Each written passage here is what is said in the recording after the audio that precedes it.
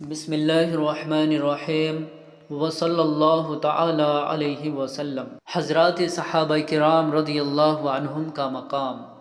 اہل سنت والجماعت کا نظریہ یہ ہے کہ الصحابۃ کلہم عدول، یعنی صحابہ کرام سارے کے سارے عادل، پاک باز، صالح اور امین تھے۔ اس نظریے کی تائید قرآن مجید سے بھی ہوتی ہے اور حدیث رسول صلی اللہ علیہ وسلم سے بھی۔ چند دلائل قارئین کی خدمت میں پیش ہیں۔ ارشاد باری تعالی ہے: والسابقون الاولون من المہاجرین والانصار والذین اتبعوہم باحسان رضی اللہ عنہم ورضوا عنہ۔ جو لوگ قدیم ہیں اور سب سے پہلے ہجرت کرنے والے اور مدد کرنے والے، اور جو ان کے پیرو ہوئے نیکی کے ساتھ، اللہ راضی ہوا ان سے اور وہ راضی ہوئے اللہ سے۔ ایک اور مقام پر اللہ تعالیٰ فرماتے ہیں: لَقَدْ رَضِيَ اللَّهُ عَنِ الْمُؤْمِنِينَ إِذْ يُبَايِعُونَكَ تَحْتَ الشَّجَرَةِ، بے شک اللہ تعالیٰ ان مؤمنین سے راضی ہوا جب وہ درخت کے نیچے آپ کی بیعت کر رہے تھے۔ ان دونوں آیتوں میں اللہ تعالیٰ نے صحابہ کرام کی شان اور مرتبے کو بیان کرنے کے ساتھ ساتھ صحابہ کرام سے اپنی رضامندی کا بھی اظہار کیا۔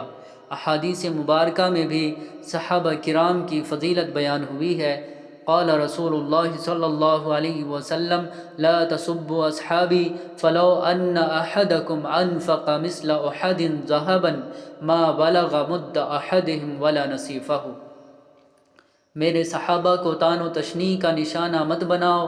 اگر تم میں سے کوئی ایک احد پہاڑ کے برابر بھی سونا خرچ کرے تو صحابہ کی مٹھی بھر سخاوت کو بھی نہیں پہنچ سکتا۔ ارشاد نبوی ہے: اکرموا اصحابی، میرے صحابہ کا اکرام کرو اور ان کی عزت کرو۔ قرآن و سنت کے ان واضح ارشادات سے ثابت ہوتا ہے کہ حضرات صحابہ معیار حق ہیں، اللہ تعالیٰ کی رضامندی کا پروانہ لیے ہوئے ہیں اور امت مسلمہ کے لیے ہدایت کے روشن ستارے ہیں۔ ان پر طعن و تشنیع کرنا اور ان کے خلاف کسی قسم کی بد زبانی و بدگمانی کرنا جائز نہیں۔ کاتب وحی سیدنا امیر معاویہ رضی اللہ عنہ۔ سیدنا امیر معاویہ رضی اللہ عنہ صلح حدیبیہ کے بعد مشرف باسلام ہوئے۔ ابتداء میں والدین سے اسلام کو پوشیدہ رکھا اور فتح مکہ میں اسلام کا اظہار کیا۔ آپ رضی اللہ عنہ کا رنگ سفید اور قد لمبا تھا، سر اور داڑھی کے بال سفید تھے۔ اللہ رب العزت نے آپ کو حسن صورت سے نوازا تھا۔ حضرت عمر رضی اللہ عنہ فرمایا کرتے تھے: ھذا کسری العرب، یہ تو عرب کے کسریٰ ہیں، یعنی بادشاہ ہیں۔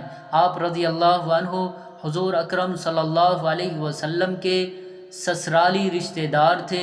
آپ کی ہمشیرہ ام المؤمنین سیدہ ام حبیبہ بنت ابی سفیان رضی اللہ عنہا آپ صلی اللہ علیہ وسلم کی زوجہ مطہرہ تھی۔ اس لحاظ سے آپ حضور علیہ السلام کے برادر نسبتی ہوئے۔ اس کے علاوہ آپ کو کاتب وحی ہونے کا بھی شرف حاصل ہے۔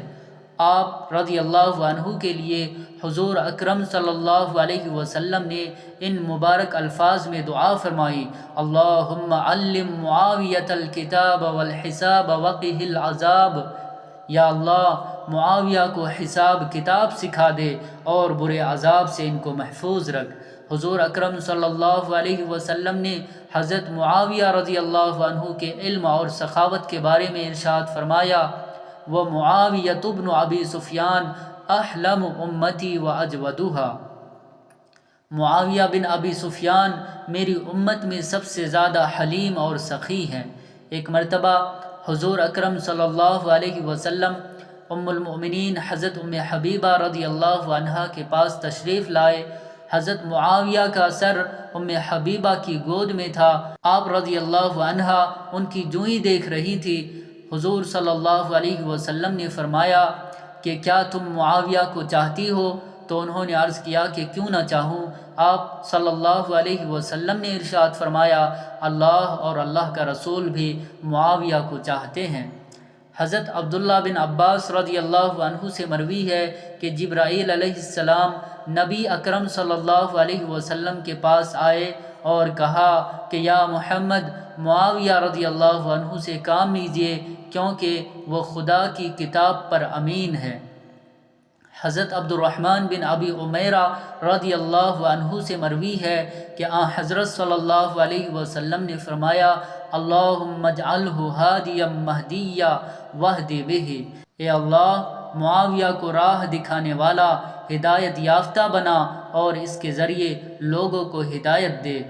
حضرت امیر معاویہ رضی اللہ عنہ کے بارے میں حضرت علی المرتضیٰ کرم اللہ وجہہ فرماتے ہیں قتلایا و قتلا معاویہ فی الجنہ، کہ میرے لشکر کے مقتول اور معاویہ کے لشکر کے مقتول دونوں جنتی ہیں۔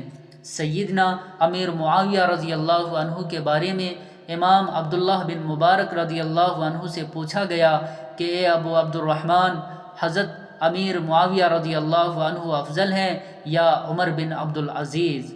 ابن مبارک رحمۃ اللہ علیہ نے کہا خدا کی قسم، وہ غبار جو معاویہ کی ناک کے سوراخ میں چلی گئی وہ عمر بن عبدالعزیز سے افضل ہے۔